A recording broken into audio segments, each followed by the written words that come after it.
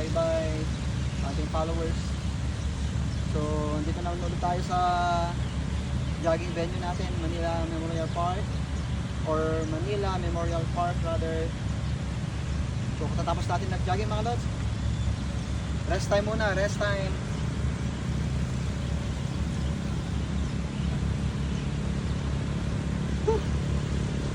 So, siya pala day 6 natin, day 6. So, isang araw na lang, 1 week na tayo. So, magumaganda na yung stamina natin, endurance natin sa pag-jogging, tumatagal na tayo. So, bumabalik na yung sigla natin mga lods.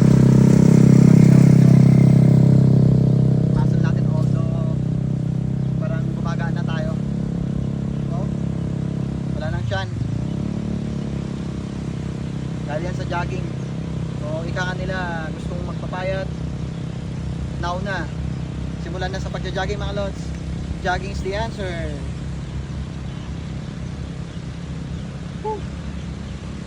So dito pa rin tayo. Kasama ko lagi si Abu, ang aking travel buddy and jogging buddy. And of course, pag nandun tayo sa may sikat ng araw, si Shadow.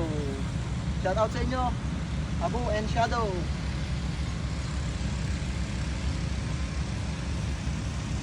Hinahanap-hanap na rin ang katawan natin to, lods.